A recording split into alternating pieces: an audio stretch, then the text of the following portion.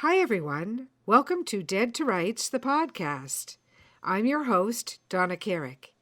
Each week on the pod, we aim to bring you fantastic interviews with our deadly friends in the writing industry, from authors to booksellers, publishers, editors, and everyone in between. We'll talk with these knowledgeable folks about writing tips, author and reader events, and changes in the current industry landscape.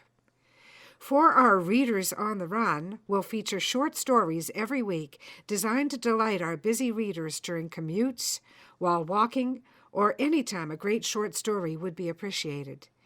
In addition to all this fabulous stuff, we're also offering prizes to our listeners at our Dead to Rights Facebook page. Listen for our weekly contest questions, visit the page, and answer in the comments sections to qualify to win. So hop onto your favorite listening device and subscribe today at iTunes or at Google Play. Also, a heads up to our faithful listeners, we'll be bringing the Dead to Rights podcast to our Carrick Publishing YouTube channel in the very near future. So, while you're subscribing and listening, please be sure to rate the podcast. This helps others who may be interested in the writing industry to find us. Today we have a fabulous interview lined up with Nate Hendley. Nate is a freelance journalist and the author of over a dozen true crime books. Nate will talk with us about his experiences and what brought him to the world of true crime literature. But before we introduce Nate, I'd like to tell you this and that about myself, and also read to you from my own collection on short crime stories.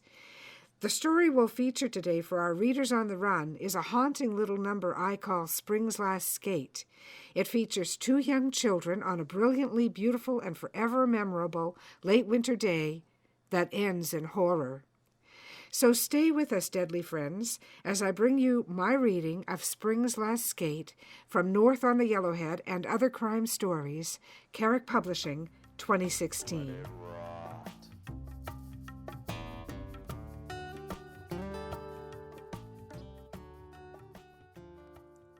Spring's Last Skate. Northern Quebec in March, where birch trees stand snowy white against a sky that is bluer than sapphire, more pure in its color than the blue of Martha's eyes.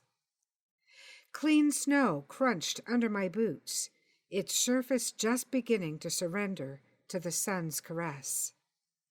Off to our left, a ditch transformed itself into a tinkling stream, fed by rivulets from the melting banks. Spring thaw, nature's concession, one more chance at life in a region that spends too much energy on dying. Martha reached for my hand. My red mitten was torn at the thumb, but I didn't mind. The fabric was soaked anyway from playing in the snow. It smelled of wet wool, the deep organic musk of animal. My sister's touch was warm, as always, even through the fabric. I let her lead me home, despite the brilliant sunshine that called on us to keep playing, despite the cheerful voices of children at the rink across the street. Days like that don't come along often. Their rarity burrows into the gray matter that secures our memories, staking out permanent pockets filled with mental photographs we can recall at any time, regardless of the slippery passing of the years. Images to hold forever: a black rock jutting from the snow, a jack pine bent against frozen clouds, a worn mitten offering a gay dash of red in the sunlight, the stuff of recollection. "Hurry up, Doris," Martha said, pulling at my arm. I knew the drill. At 8 and 6 years old, respectively, Martha and I enjoyed more freedom than many children. Our village in the far north still believed crime was something you watched on television, so long as the cable didn't go out. We were free to run without supervision, skating, crafting snowmen, and building forts in the little woods from bits of rotting lumber dumped by lazy contractors at the edge of the larger forest. There was one caveat to our boundless freedom. We must not be late for meals. Le déjeuner, lunch, would be ready at noon sharp. The undeniable pleasure of dallying in the morning air was not worth our mother's annoyance. I did my best to keep up, short legs hindered by the snow pants we were forced to wear. They, too, were soaked through, but our mother would toss our overclothes into the dryer while we ate, so they'd be ready for us to wear by afternoon. Martha let go of my hand.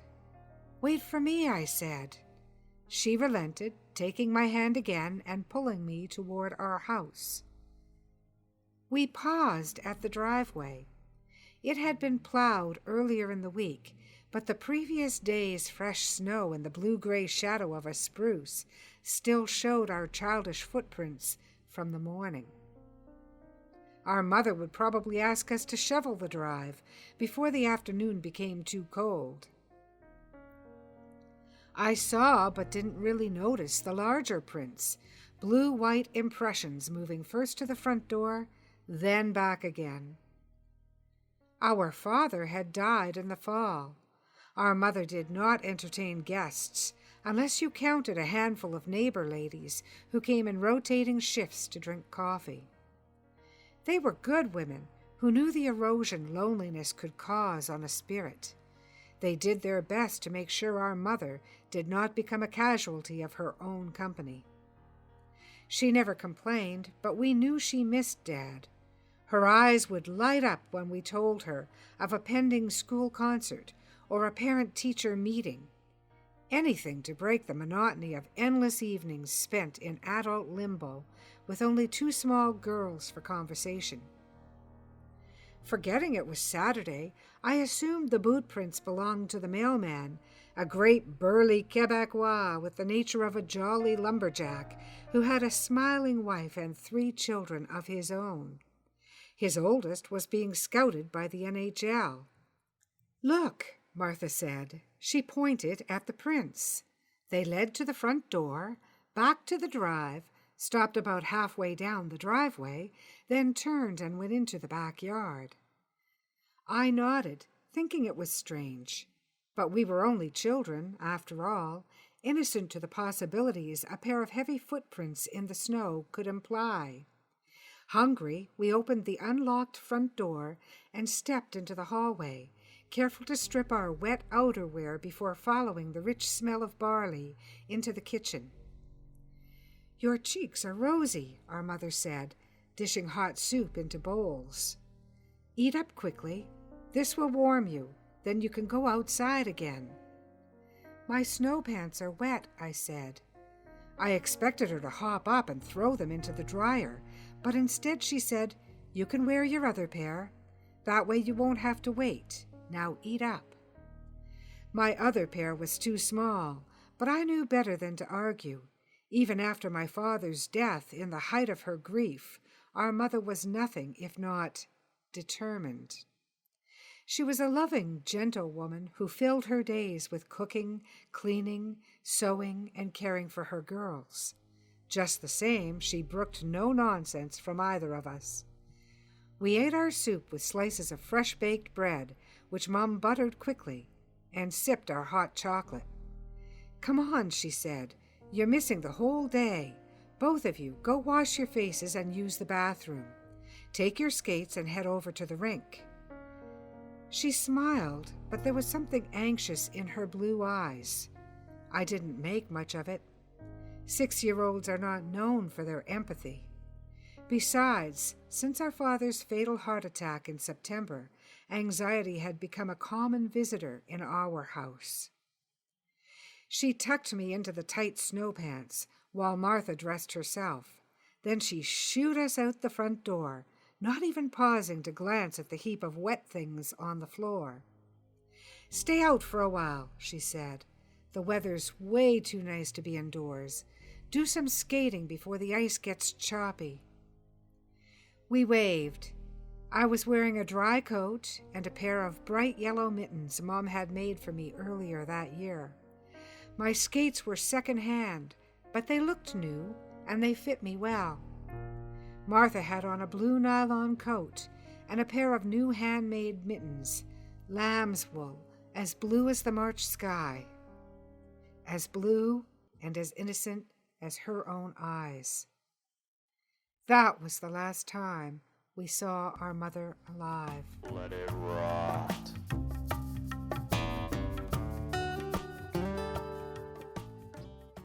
And this has been Spring's Last Skate by yours truly, Donna Carrick, which first appeared in Septil and Other Places, my crime collection, and then later appeared in North on the Yellowhead and Other Crime Stories, all brought to you by Carrick Publishing. Before we introduce our deadly friend, author Nate Hendley, I'd like to share a little about myself, Donna Carrick, with our listeners. I'm asking you to subscribe to our podcast and to join me every week, so I think you deserve to know something about me. I've always been a writer. At least I've claimed the vocation since the age of 6, the first time I wrote a poem for my mother and was proud to see her smile.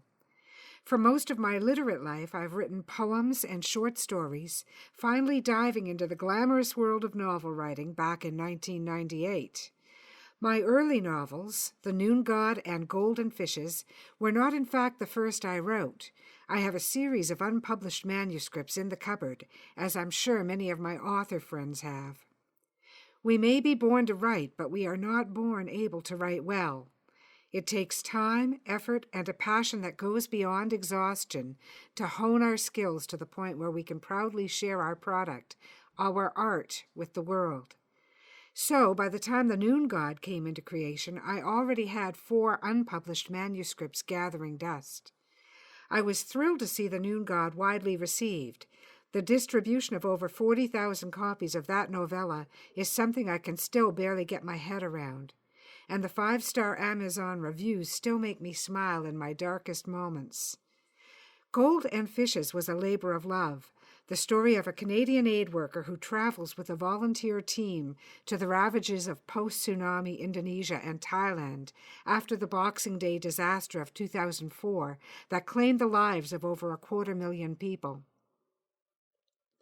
The first excellence, Fa Ling's Map, is a thriller set in mainland China, featuring Li Fa Ling, a young Chinese-Canadian adoptee who travels from Canada to the region of her birth.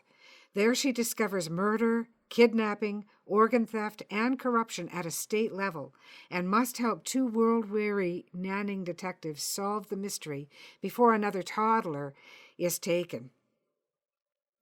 Achieving a modest level of success and the skills required to further this career of mine has been a long-time passion. Working with authors from all over the globe via the indie publishing house Alec and I founded in 2010 has been a source of joy to me. Carrick Publishing has brought me intimacy with our industry that I never would have imagined possible. And now it seems only natural that I work to share that closeness with others, with readers, with fellow authors, and those who, like me, are immersed in this industry of ours.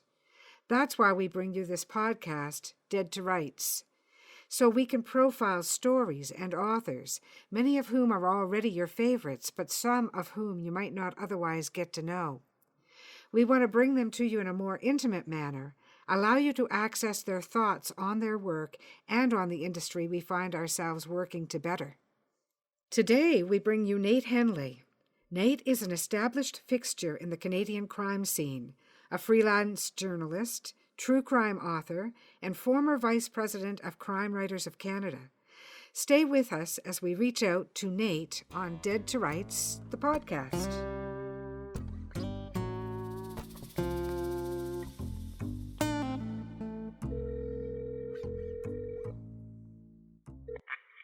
Hello, Donna. Good morning, Nate. How are you this morning? I'm good. I wanted to talk to you today because I know you've got over a dozen books and articles that are just too many to count. I don't know if you realize this, but you've written for Canadian Metalworking, which is a magazine that's currently owned by people that I worked for, well, the last 28 years, let's put it that way. Oh, I did not know that. Yeah, I think when you were writing for them, they were probably owned by Rogers. Is that right?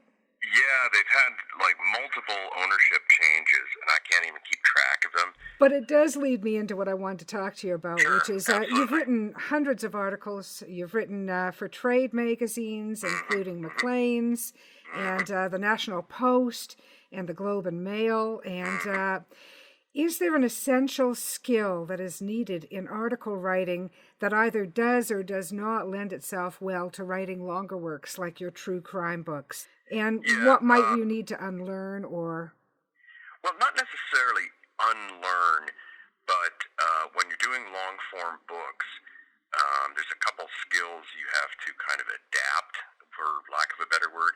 The most obvious one is length, because when you're doing a newspaper or magazine article, you're talking 1,000 words, right? Yes. It's fairly succinct. Whereas my first book, which was Edwin Alonzo Boyd about the bank robber, was 30,000 words, which actually is quite short for a It book. is. That's novella length, right? Yeah, it's novella length, but still it seemed like, oh my God, like when I was doing it, like that was the biggest thing that sort of surprised me is, oh my goodness, this is so long. Yes. So you have to sort of change your mindset that you don't want to have just a, super succinct 800-word article. You got to be thinking bigger, Yes. thinking broader. It does allow you, though, to add in the kind of color that you can't usually put in a newspaper or magazine article. Mm-hmm. Like I went on in detail about Edwin Boyd getting ready to rob his first bank, and he put on all this makeup and blah, blah, blah. Oh, my God, all the background. Yeah. And all this kind of background detail that you normally wouldn't put in an article in the paper or article in a magazine. So that was kind of cool. Yeah, and I'm a voracious reader of true crime, and I've got to tell you, that background is one of the big draws because people who read true crime, we're generally always trying to understand how did these crimes come to be. Right. Well, that would be, and this sort of leads into the second big difference of, I don't know if you call it unlearning. When you do a newspaper or magazine article, obviously you do your research, but there's sort of a limit, like you're not expected usually to dig back and 60-year-old newspaper files, that sort of thing. Yes. But when you're doing true crime, obviously you do have to do that research. Like you're expected to read books on the same topic, do some searching around, like for older newspaper articles. So the research is much more intense. Yes. You can, in a newspaper article, you can get away with saying, Justin Trudeau announced a new tax policy, blah, blah, blah, and here's what he said, and here's what the opposition said. But if you're writing a true crime book about tax policy, obviously you'd have to throw in a lot more background and explain what the policy does and how this somehow triggered the murderer to go out and, kill 50 people, that sort of thing. What promises were made and maybe broken in the lead up. Right. So it's much, much more detailed. Mm-hmm. And like I have spent a fair amount of time, in the Toronto Reference Library looking at old microfiche. What a great library that is, by the way. I got to do a quick plug for the Toronto Reference Library. For anyone who may not have visited it, you should, if you're into research. You've also written over a dozen full-length books, which is the next thing that I want to talk to you about. Sure. In one of my favorite genres for sure is true crime, including Stephen Truscott, The Black Donnellys, which I've read quite a bit about, so I'll be interested to see your take on it too. Sure. I'm going to download your book on the Black Donnellys later today. Oh, and also Dutch Schultz. And by the way, listeners, anytime you hear one of our authors mention one of their books, keep in mind you can check it out on Amazon or Barnes & Noble, any of your favorite retailers. Look it up. And chances are it's probably available in e-format as well. So I really want you to check out the authors that we're speaking to here. Anyway, this leads me to ask you, Nate, when did your interest in true crime first take hold? And what elements of a crime or a series do you look for? Okay. Well, the true crime thing kind of came about a little bit by accident, okay? I had always wanted to write a book, like ever since I was, in high school. I can understand that. Yeah, I had envisioned doing novels, but then, I became a journalist, and I for years had thought about, I want to write a book. And I'm a member of the PWAC, which is the Professional Writers Association of Canada. And they had an email list, and lo and behold, back in, I think, 2002, they had this email notice that this company called Altitude Publishing from Alberta, they specialized in kind of short, punchy Canadian history, okay? And they were expanding east, kind of the opposite of most, business expansion. And they were looking to get Ontario/Toronto true stories. And at the time, I, wasn't necessarily a true crime buff, but big article, big news story at that time was that this bank robber, Edwin Alonzo Boyd, had finally died at age 88. And he had kind of terrorized Toronto in the 50s, headed up something called the Boyd Gang. Two of the members murdered a policeman and were subsequently hanged. All this crazy stuff. So I pitched them a book about Edwin Boyd. Mm-hmm. They liked the pitch. They asked me to send them a chapter outline, which I did. They liked the chapter outline, and next thing I knew, I had a contract and was writing this book. That's fantastic, Nate. That's So really terrific. Long story short, they liked the book, and then they said, we'd like you to do more books, and they kept feeding me topics. Like, they would give me a long list of stuff they wanted to write about. Some of it was not crime-related. Like, at one point, they were talking about me doing a book about Hurricane Hazel, but for some reason, I always seem to end up doing crime stuff for them. So I did, the Black Donnellys, then they did a gangster series, and I did Al Capone and Dutch Schultz. So I sort of fell into the true crime, and then I got a contact from an American company called Greenwood, which is now part of ABC Clio. They saw one of my books, wanted me to write one for them on Bonnie and Clyde. So I went, oh, okay. So I kind of fell into it. I have done some non-crime-related stuff. I did a book about John Lennon, for example. Okay. But I kind of fell into the true crime, and I discovered I really enjoyed it. Well, and of course, John Lennon's story ends with a crime, doesn't it? That's right, yeah. Absolutely. So it's sort of a true crime thing. It sort of is, yes. And it sort of ties into kind of your next question. What I discovered with true crime is that it kind of lends itself to some really interesting broader picture reporting, like when I did the Bonnie and Clyde book, I talk about conditions in the 1930s and the Great Depression and, living in the Do millennials know Southeast. About the dirty 30s to the extent that they should? That's why I give them a little bit of a history lesson. Yes. Like, I don't assume they know about it, so I just say, okay, stock market crash, Great Depression, a lot of people were poor and rooting for the bad guys, that kind of thing. Yeah, and there's things that I'm going to give you just a little example, just to interject here. Sure. When my father died, I had to go through his house along with my sister, and one of the things I found triggered me back to a memory of when his mother died. When his mother, my grandmother, died, she was staying in our house at the time because she was unwell. She had ferreted wads of cash all through her room in little hidden places. Now, my grandmother raised 3 children alone during the Great Depression. And so she knew what it was to worry about money. And my father picked that habit up from her.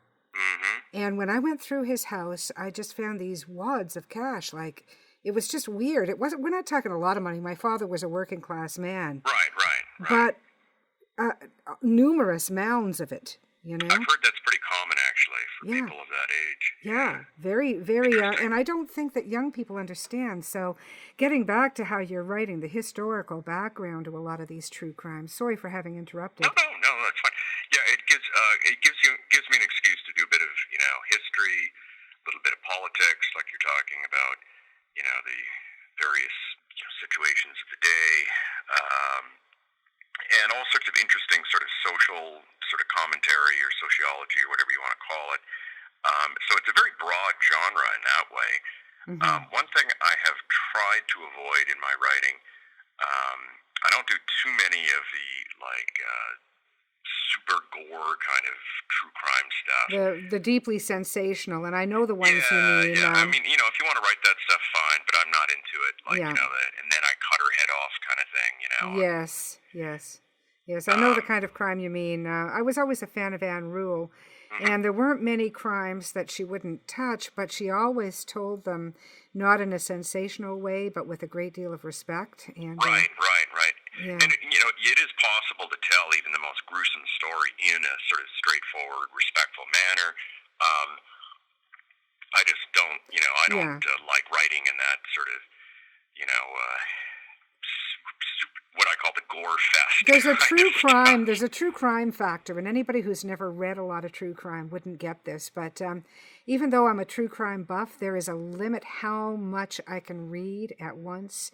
I'll usually read one true crime book and then read 5 or 6 fictions or autobiographies. That's interesting. Because true crime has a tendency to really taint the soul, and Yeah, so I know what you mean about not wanting to write the more gruesome elements. Yeah. Yeah, I mean, that's one thing. One thing I liked. I did a couple books for this American publisher, ABC Clio, and they do sort of like textbooks for high schools and junior colleges. I did some books on organized crime and the mafia, and I did include sections on various legal tools that the FBI used or prosecutors used to get organized crime figures in jail, like the RICO statute and Wow, that would be really wiretapping fascinating, especially these days. Yeah. and witness protection program. I did a little blurb on that, so it's kind of fun because I can write about from the good guys what they're doing. Yes. So that's always kind of nice. The other thing that I wanted to talk to you about is you had a children's book, funnily enough, called The Scrapper. And it's all about former Prime Minister Jean Chrétien. And it was nominated for a Red Maple Award in 2007 by the Ontario Library Association. So that's a big feather in the cap. And there's a photo on your website of Monsieur Chrétien holding a copy of your book, That is, yes. which has to make you feel pretty good. Yeah, it was. I actually did 2 books. I did one on Mackenzie King, William Nye Mackenzie King as well. That was a company called Jackfruit Press in Toronto, and they had this great idea of doing like children's books on every prime minister. Okay, even ones that were only in office, for like a month or something. And it was a terrific concept, but they ran out of money. I think. Like I don't know what happened, but they basically went out of business after putting out like maybe 8 or 9 books or something. Well, I'm glad you won an award before they went out of business. Yeah, I was pleased about that. It did teach me a lesson in humility, though, because I've been nominated, I went to this OLA, Ontario Library Association conference down at Metro Center, and it was like all these kids and all these, book authors, and they set me up at a table, and all these kids kept coming up to me and asking for my autograph. And I thought, oh, wow, I've really made it. This is terrific. They all think I'm such a big shot. Until I started talking to the kids, and I realized that most of them had no idea who I was. No. And had no idea what this book that I had done was. And I realized that I think it was like a classroom assignment to get as many signatures from authors as possible. I love that, Nate. I really love that. I have to interject here for anybody who's among our listeners who are writers, new writers. I strongly recommend that you go to a book signing because nothing will teach you humility more quickly. And one of the few book signings I ever did was just what you described. There was a table, except at mine, there was no class assignment. So you can just imagine how many people came to my table. Yeah, I'm not going to say none because that would be self diminishing. Yeah. Well, it's part of paying your dues, which is I think a huge part of being freelance writer or being an author, in that you do have to slog it out a bit. You do, but then when you do get awards and industry recognition, it is nice and it is valued. But I'm always interested in how it impacts your work and your motivation to keep going. And it seems like you're very prolific, so I don't think motivation is a problem for you. No. At least I'm guessing. Well, what keeps me extremely grounded is the fact that I am a full-time freelance writer, and most of the writing I do is like for trade and business magazines. Yes. So I will go from, being at this library conference and winning, being nominated for awards and all this terrific stuff, and the next day I'm writing about, winterizing your wheel loader or something. The best way to extrude rubber. Yeah, exactly. Like My Craig Mack husband stuff. writes every single day. He's an economist, and he writes every single day for his business, so I know exactly what you mean. And he's written 4 short story books just for fun, Oh, just to break that fantastic. monotony, Yeah. It keeps you grounded, and it's the work that pays the bills. And I figure, it's writing. It's still doing something I love, Yes. and all the skills that I use for doing trade magazine, business magazine writing, you can apply to books.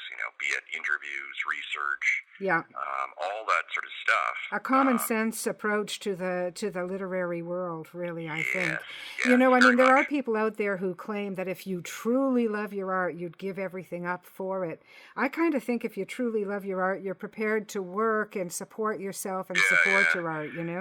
Yeah, I always, whenever I hear that, I always reference, there's a brilliant book by George Orwell, exactly about that, called Keep the Aspidistra Flying. And that's a reference to a plant, but that's a long story. But it's all about this guy who has decided he wants to be a poet, and he's completely miserable. Like, he works in a crappy, used bookstore, and he's the most miserable git imaginable. But he's a dedicated artist. Uh-huh. And at the end of the book, he quote unquote completely sells out and gets a job at an advertising agency, and all of a sudden is much happier. And it's shown to be sort of a degree of maturity. Yes. And that when he was obsessed with being a purist artist, he was just the most miserable guy imaginable and the worst person to be around, and was always sponging money off people. Yes. And just lived in terrible conditions. And then, it's sort of, so yeah, I think, I would love to be doing nothing but, Well, we think we books, would. but We think we would love that, but maybe we wouldn't. And the thing is, I'm a big fan of George Orwell, and he had a tendency to write. Well, we all do. I've talked to a number of authors about how we do tend to write from our own experience, but he was pretty blatant about it. I mean, his fiction was just rife with his own personal experience, which is great. Oh, absolutely, absolutely. And I think also, especially, it depends what age you are. That if, like, I've talked about before, that when I eventually retire, which might not be till I'm like 80. I'm on the Freedom 95 plan. Yeah. But if and when that happens, then I will sit down and write creative writing and true crime and only stuff I want to do. Yes. But to say that when you were like, if I was back when I started, like at 25, it would have been totally insane. Yes. I would have, starved very quickly. Thank you. Let's be honest with listeners about what it is to be a writer. I mean. Oh, absolutely. I mean, unless you're like in Canada, unless you're like Margaret Atwood, you're not going to make your living just solely from books. Yes. Period. And people get angry. I was listening to Giles Blunt one time at one of the Bloody Words conferences, and I'm a big fan of Giles Blunt. I just love his work. And he was talking about how people always ask him, what can I do to become a full-time writer? And he always says, just give that thought up. And he said one lady took him to task. She was really angry. She accused him of trying to crush her dreams. And I mean, if you're Giles Blunt and you're saying a truth, people should listen. Well, plus the other way to look at it too is that virtually every lousy job you might have to support yourself, you can write about later. Yeah. Like, it gives you experience and stuff to write about, whether you're a crime writer or whatever. So everything, if you're a true writer, then everything is experience, and it's all good in the end. Yes, yes, it's all fodder. That's what we've got to say. It's all fodder. I am full-time freelance writer, so it's like I am. So you've kind of got it anyway. So that's terrific. Yeah. Networking. Now, I got to know you initially because of professional networking, and I'm a big believer, and I'm always telling anyone who will listen that a big part of writing is getting out there. We're not just in our garrets. It doesn't work. It doesn't work for the modern writer. I'm not sure it ever did work. No. Yeah, I'm 100% with you because, like I said, I became a published author because of networking, because I belonged to PWAC, the Professional Writers Association. I've heard about multiple jobs, just word of mouth.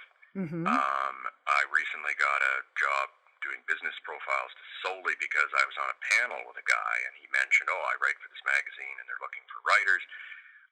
That was my biggest surprise when I first started freelance writing Mm-hmm. back in the early 90s, was how much the industry still relies on word of mouth. Yes, it really does. It really And does. which means getting to know people and, having them respect your work. People get this weird idea that networking means, going to a cocktail party and Oh, it's going up just to people. nonsense. Hi, how you doing? But it's just simply, getting your name out there, Yeah.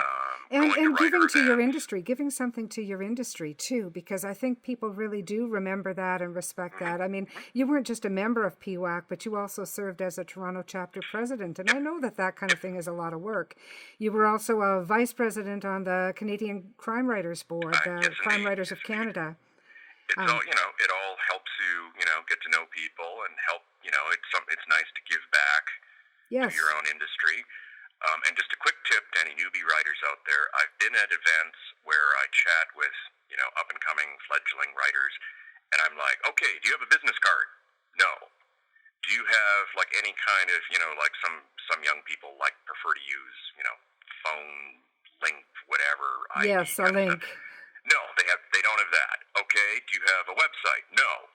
Do you have a blog? No.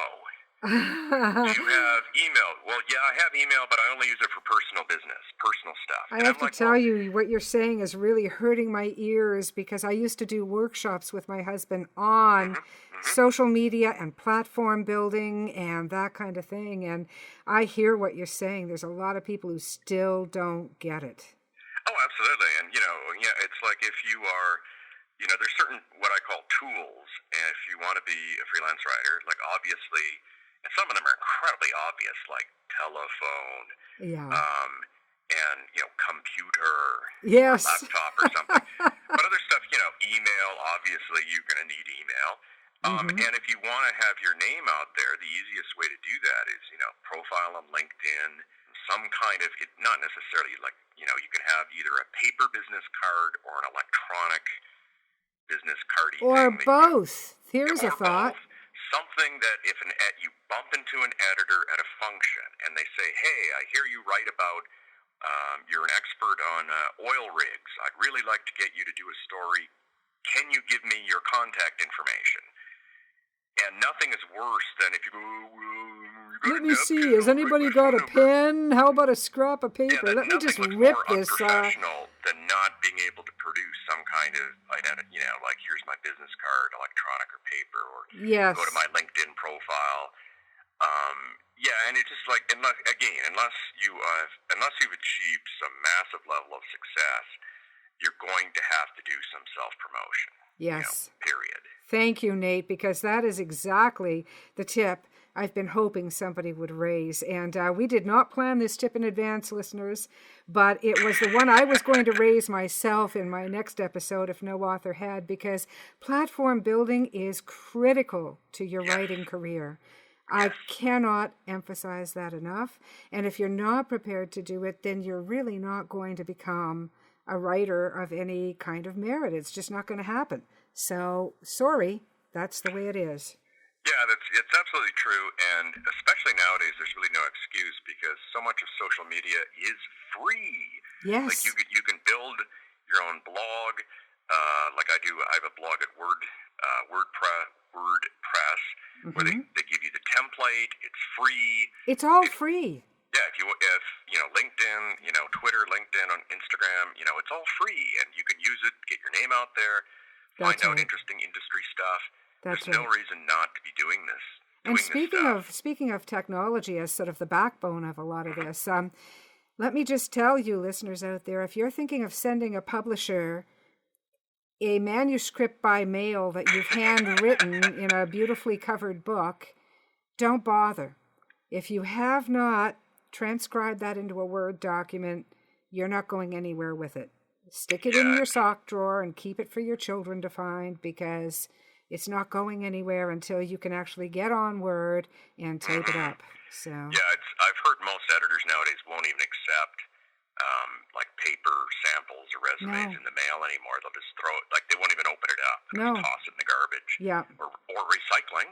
Yeah. Always good to recycle this stuff. I spent years, because hubby and I started this business in 2010, and I spent years trying to be the typical polite Canadian and trying to get back to everybody and trying to value everything that came my way. But I've decided in 2018 that honesty is always the best policy, and especially in the face of the world we're seeing around us. And so I'm going to start telling anybody who wants to send, just please don't. Yeah. Another tip I would give, and this isn't true crime, but I've had a number of, when you get to a certain level of your writing, people start sending you manuscripts. Your august level, yes. Yes, yeah. So I've had a number of people over the years send me manuscripts, and they say, "I know you're a crime writer. Would you be interested in looking at this?" They're not hiring me to edit it, just to look at. Yeah. And I get really sick of, any crime stories about serial killers. I'm really kind of fed up with reading about that are clearly written by some dude, like, in his mom's basement kind of thing. Yeah. And it's just sort of like, basically, you could tell this person's kind of getting off, and it's kind of like, I really don't want to be reading this, and it's just so ridiculous, Yeah.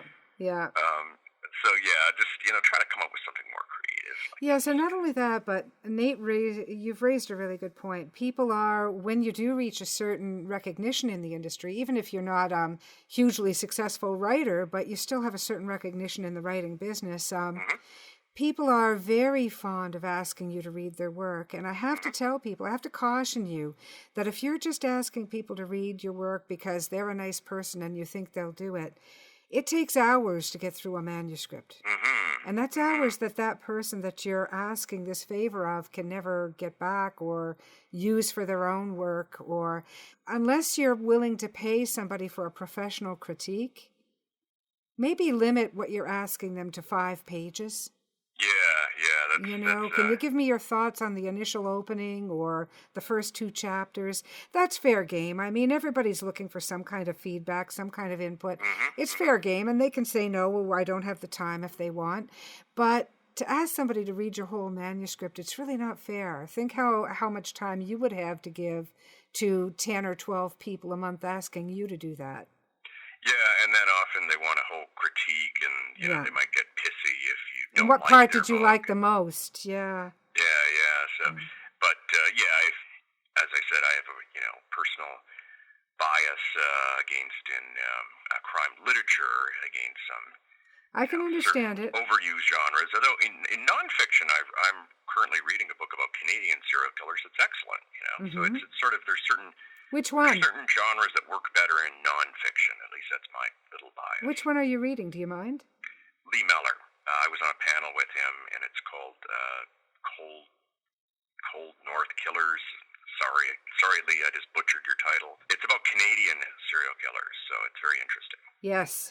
Some of them have got a pretty cold outlook. Yeah, well, the title is kind of like quite literal in some cases. So. I can understand your bias because, like a lot of women, I don't like the let's put on a negligee and go get slashed up kind of genre. I mean, that tying sex to violence really does bother me. I don't like to be a prude about it. People write what they write, and I don't judge.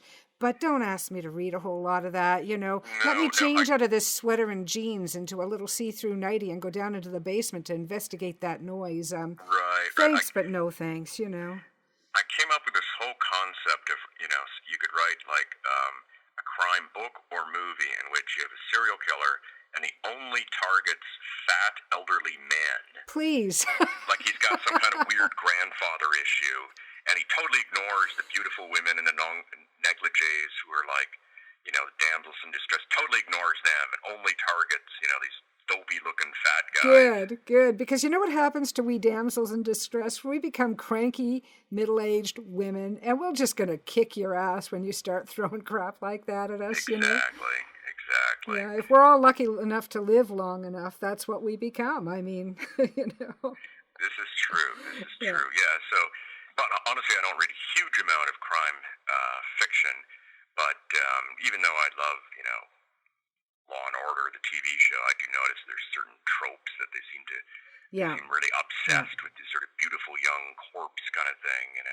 Yeah, exactly. I think they do what they feel they have to do. I do love that program, though. I mean, Oh, they can't absolutely. make their minds up whether they're ripped from the headlines or whether they're based solely on the figment of the author's imagination. They kind of Yeah, go well, back some of and them are forth. ripped from the headlines, and Of course they are, yeah. but that's the thing about crime is that with true crime is that some of the stuff is so weird and so out there that you wouldn't believe it if it was presented in as fiction, like as No.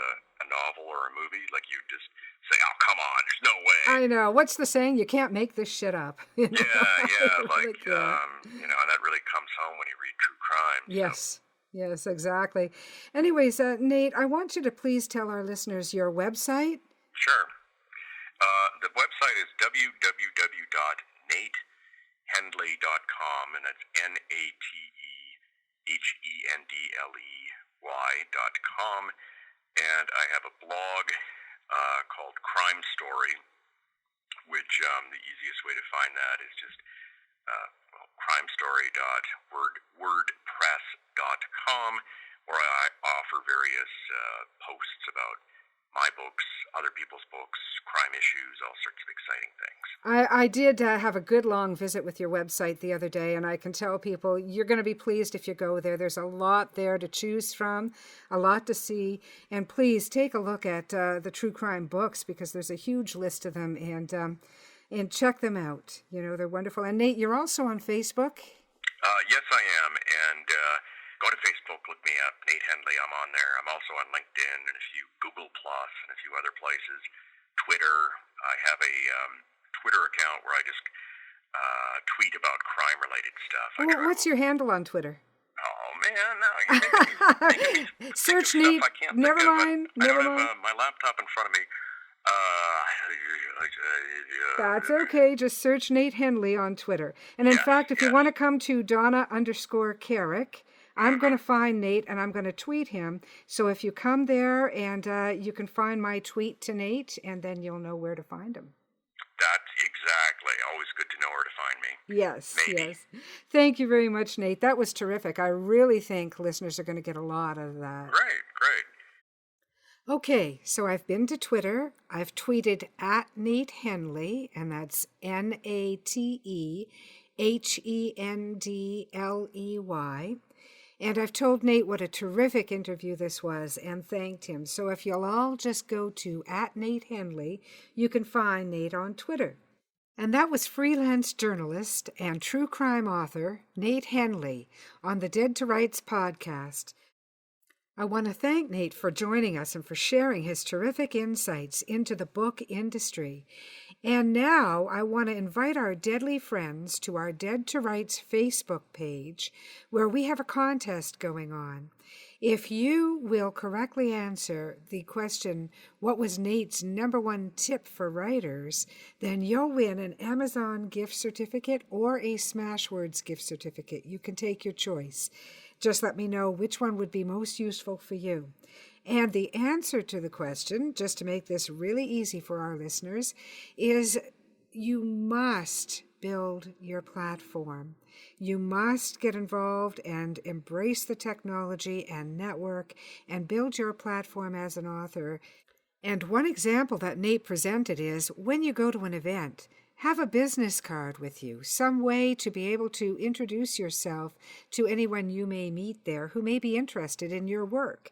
So please visit the Dead to Rights Facebook page, all our deadly friends, and correctly answer the question in order to qualify to win the prize.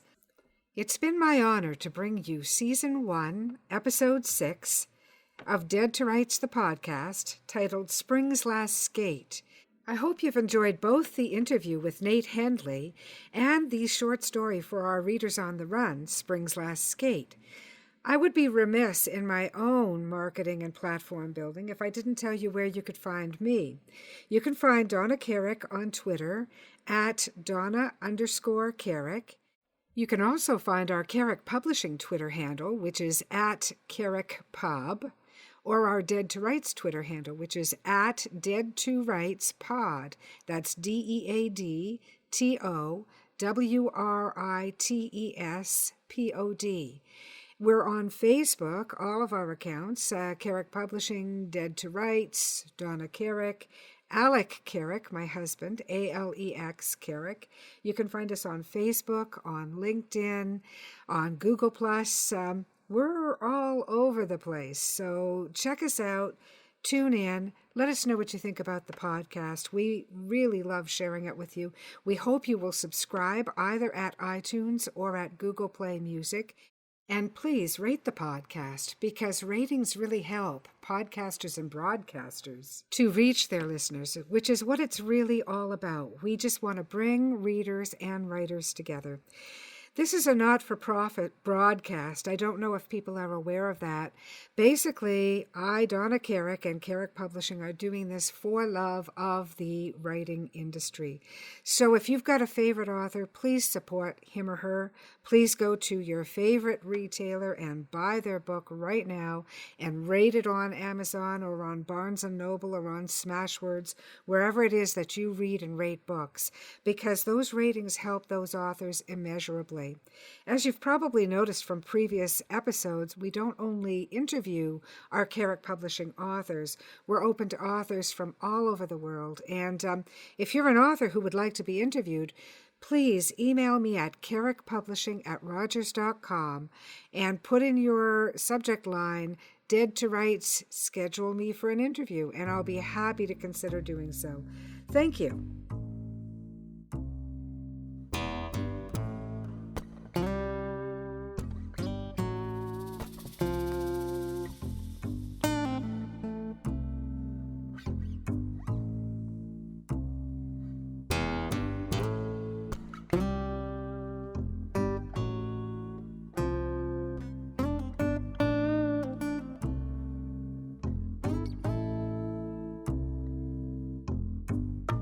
A dusty road, a man alone.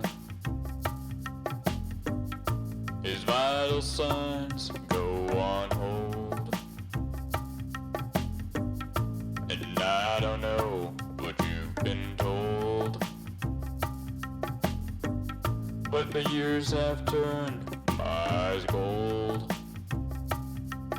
And I told you what you told me, we'd never be in the same boat for free. Yet it rides, let it rock.